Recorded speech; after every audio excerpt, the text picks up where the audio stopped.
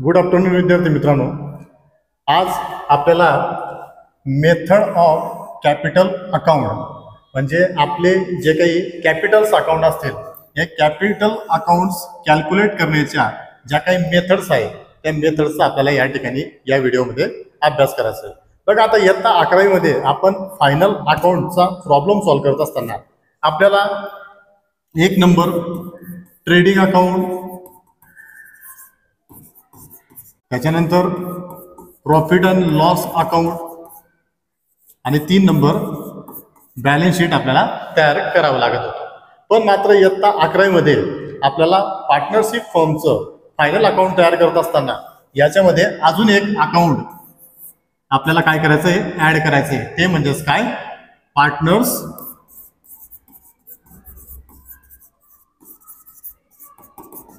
Capital account. ठीक आहे ना. म्हणजे 1 number trading account, 2 number profit and loss account, 3 number partners capital account आणि 4 नंबरला आपल्याला या ठिकाणी तयार करायचं आहे बॅलन्स शीट.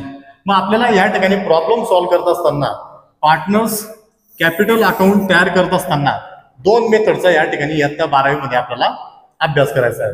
तर ती जी काही आहे मेथड्स ऑफ कॅपिटल अकाउंट कोणते आहेत, 2 मेथड. तर त्यामध्ये एक आहे फिक्स कॅपिटल मेथड आणि दुसरी आहे fluctuating capital method.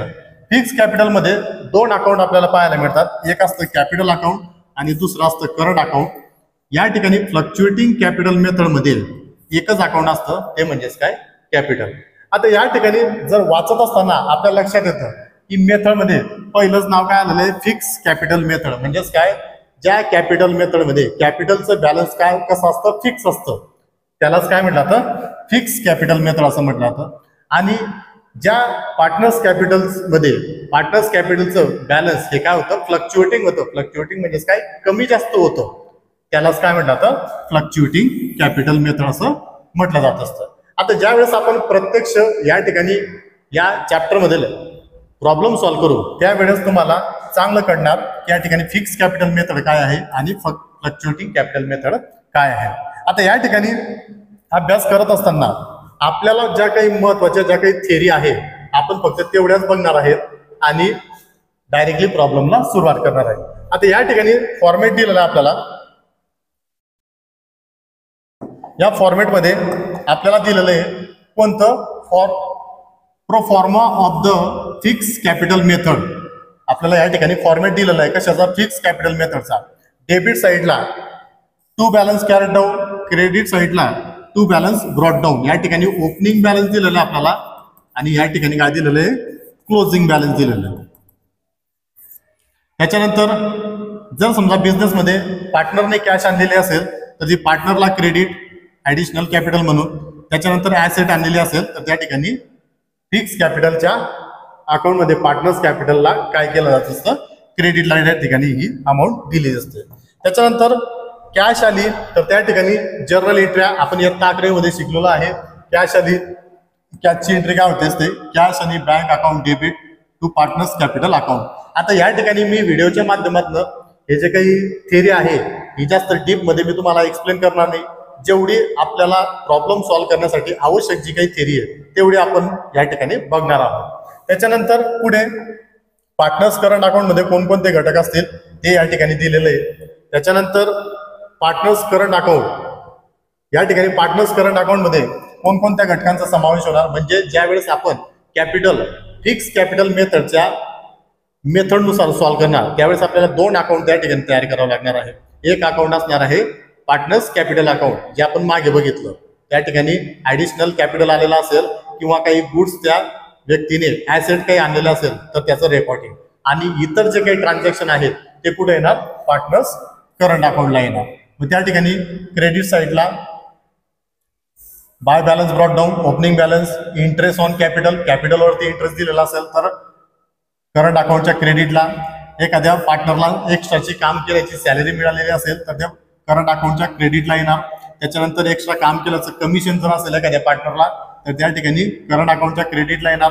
Profit and loss account, या ठिकाणी आपण प्रॉफिट अँड लॉस अकाउंट मधील जो काही नेट प्रॉफिट झालेला असेल तर तो पार्टनरला वाटत असताना करंट अकाउंटच्या क्रेडिटला या ठिकाणी तो येणार.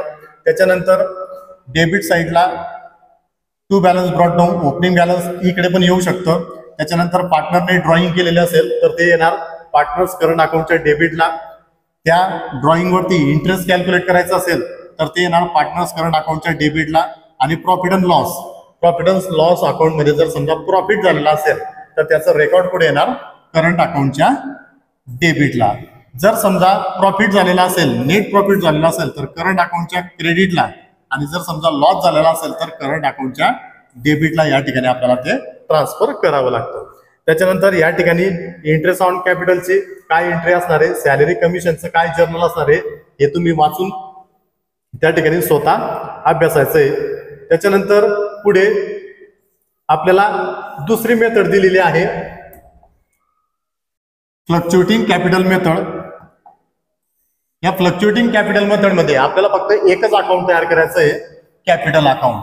आणि फिक्स कॅपिटल मध्ये जे काही कॅपिटल अकाउंट असेल प्लस करंट अकाउंट असेल या दोघांचं एकत्रित अकाउंट आपल्याला फ्लक्च्युएटिंग कॅपिटल मध्ये कॅपिटल अकाउंट मध्ये करावं लागत असतं. म्हणजेच काय, फिक्स कॅपिटल मेथड मध्ये आपण कॅपिटल अकाउंट आणि करंट अकाउंट हे जे काही अकाउंट आहे याच्यामध्ये ज्या काही आपण ऍक्टिव्हिटी करत असतो, ट्रान्झॅक्शन करत असतो, या दोघांचं मिळून आपल्याला या ठिकाणी फ्लक्च्युएटिंग कॅपिटल मेथड मध्ये फक्त पार्टनर्स कॅपिटल अकाउंट या ठिकाणी तयार करायचं आहे.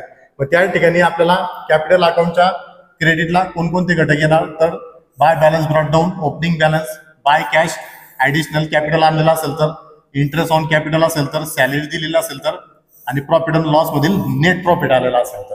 त्याच्यानंतर कॅपिटल अकाउंट मध्ये डेबिटला कोणकोणते घटक येणार, टू बॅलन्स ब्रॉट डाऊन, या ठिकाणी ओपनिंग बॅलन्स डेबिटला पण येऊ शकतं.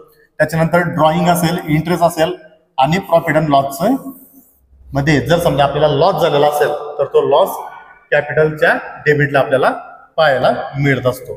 त्याच्यानंतर पुढे आपल्याला एक्झाम्पल दिलेले आहेत. हे एक्झाम्पल आपल्याला या ठिकाणी एक्झाम्पल दिलेले आहेत आणि ते इथं सॉल्व्ह करून दाखवलेले आहेत. या ठिकाणी बघा आपल्याला फक्त फिक्स कॅपिटल मेथड आणि फ्लक्च्युएटिंग कॅपिटल मेथडचा जर समजा आपल्याला या ठिकाणी संबंध पाहायचा असेल, या ठिकाणी जर समजा डिफरन्स पाहून घ्यायचा असेल तर या दोन प्रॉब्लेमच्या माध्यमातून आपण ते बघू शकतो. या ठिकाणी आहे fix capital method. Opening balance काय दिलेलं आहे 60,000 आणि 30,000. ठीक आहे, 60,000 आणि 30,000. क्लोजिंग बॅलन्स किती आहे 60,000 आणि 30,000. या ठिकाणी फिक्स कॅपिटल मेथड मध्ये पार्टनरचं कॅपिटल सुरुवातीला जे होतं तेच काय राहिलं या ठिकाणी क्रेडिटला पण राहिलं. म्हणजेच काय तर कोणत्याही प्रकारचा बदल या ठिकाणी पाहायला मिळाला नाही. पण मात्र या ठिकाणी आपण फ्लक्च्युएटिंग कॅपिटल मेथड मध्ये जर का गणित बघितलं, प्रॉब्लेम बघितला तर त्या ठिकाणी पार्टनरचं ओपनिंग बॅलन्स 60,000 आणि 30,000 होतं. या ठिकाणी क्लोजिंगला 1,07,280 आणि दुसरं बॅलन्स आपल्याला 73,400 आपल्याला पाहायला मिळालं. म्हणजेच काय तर या ठिकाणी सुरुवातीचं बॅलन्स आणि क्लोजिंग बॅलन्स यामध्ये आपल्याला तफावत काय पाहायला मिळाली. या ठिकाणी बॅलन्स कमी होतं ओपनिंगला आणि क्लोजिंगला काय झालेलं आहे, वाढ झालेली आहे. म्हणजेच काय त्या ठिकाणी ते फ्लक्च्युएटिंग झालेलं आहे. हाच त्याच्यातला डिफरंट या ठिकाणी आपल्याला अभ्यासायला पाहायला मिळतो. त्याच्यानंतर पुढे इंटरेस्टचं जे काही वाटप कसे असणार आहे हे सगळं आपण प्रत्यक्ष प्रॉब्लेम ज्यावेळेस सॉल्व्ह करणार त्यावेळेस आपण अभ्यासणार आहोत. पुढे आपल्याला काही मेथडचे या ठिकाणी प्रॉब्लेम दिलेले आहेत. आज तुम्हाला या व्हिडिओमध्ये काही समस्या राहिल्या असतील, क्युरियस राहिलेल्या असतील तर ते तुम्ही मला कमेंटच्या माध्यमातून सांगायचे आहे, जेणेकरून मी पुढच्या व्हिडिओमध्ये त्या एक्सप्लेन करून देणार किंवा तुमचे ज्या काही प्रॉब्लेम असतील ते तुम्हाला सॉल्व्ह करून देणार. थँक्यू.